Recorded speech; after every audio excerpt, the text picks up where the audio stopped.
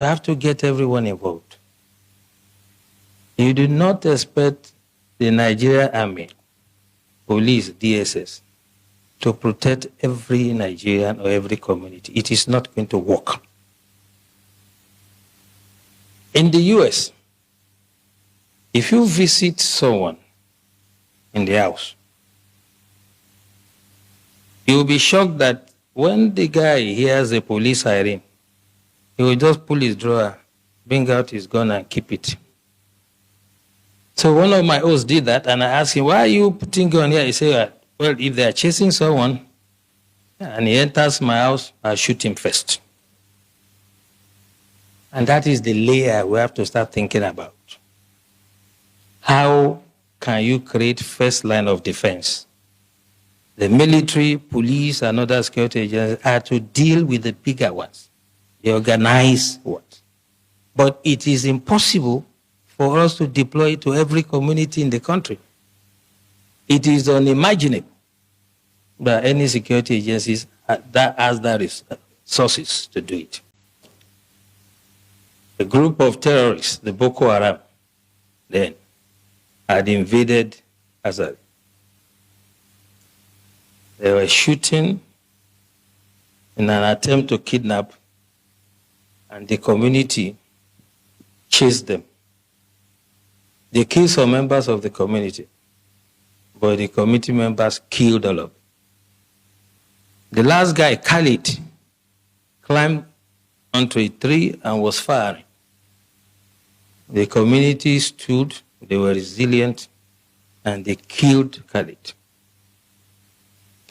Since that day, there has not been one terrorist attack in Azari.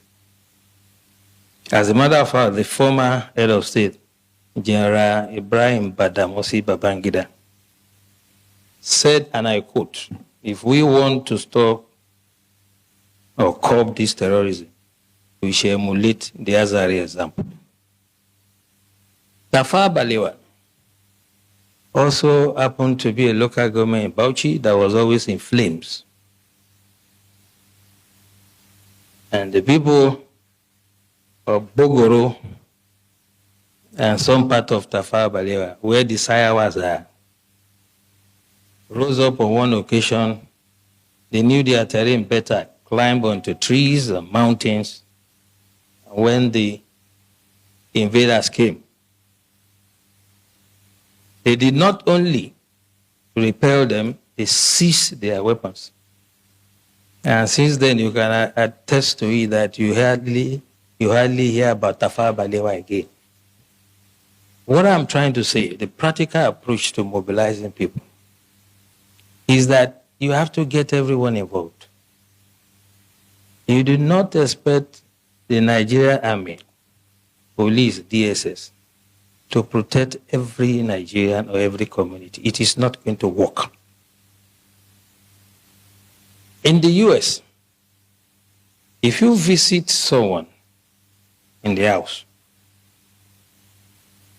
you will be shocked that when the guy hears a police siren, he will just pull his drawer, bring out his gun and keep it. So one of my hosts did that, and I asked him, why are you putting gun here? He said, well, if they are chasing someone and he enters my house, I'll shoot him first. And that is the layer we have to start thinking about. How can you create first line of defense? The military, police, and other security agencies are to deal with the bigger ones, the organized ones. But it is impossible for us to deploy to every community in the country. It is unimaginable that any security agencies that has the resources to do it. So as we live here, we all belong to one community or the other.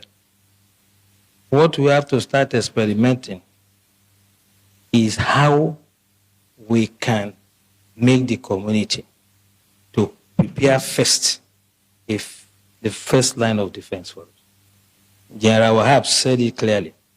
And for me, there are 3 takeaways from his lecture. By the way, the general and I were guest speaker at one program in our office, so I'm not surprised that his dexterity He has developed some sort of expertise in what he does. But three things for me. He asks us a question. What is our own culture? Our culture is communal. We do things together. Festival together. Ceremonies together. Wedding ceremony, whatever. So why can't we fight some miscreants, some charlatans among us together? The community should say, you cannot come here. This is what Tafawa Balewa has done. If you go to that community to attack them, you'll be sorry for yourself. I challenge anybody to try it. And this is the way we have to do. We have to allow some level of armament for the communities, and they can serve as the first line of defense. Second takeaway from what the general said, all society approach is not the first time we are hearing. But what I'm saying, the way to do it is when we live here, those of us who have some influence, the elites in society, discuss with your communities, come to us, get some sort of approval and guidance, and then we can stop these criminals. You can imagine you call sector, let's say sector 4 or whatever, sector of the army, to come to this community if there's an attack. Before they even arrive there, if they attack another community, what happens? This is what we should take away from here. And lastly, he said something very instructive. By the way, I like Osman. He knows who to give time. Have you seen him around here? He has advised himself. So don't run into trouble like the CDS. Okay, so last thing he said to us, which is quite important, is that we should not make this another talk show. And that's why this is my intervention. That security starts from you.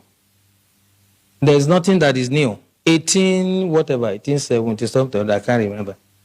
The French Revolution, in the street of Paris, they were beheading people.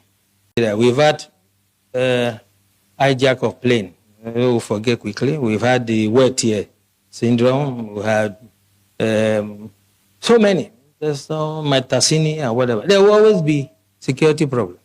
So when I hear people say this is security in Nigeria, as long as human beings exist, there will be security problem. The issue is the response. We have to take that mentality away. What is the security agencies doing? Who, apart from a tree, knows that they want to come and cut him and remain standing? Only a tree. We have to get the communities to rise and defend themselves first. And the time to start it is now. When you move out from here, I do that every day. I come from a village in Ijebu land, Ogun State, and I talk to my people. I know the level of armament they are entitled to. I know how they organize them.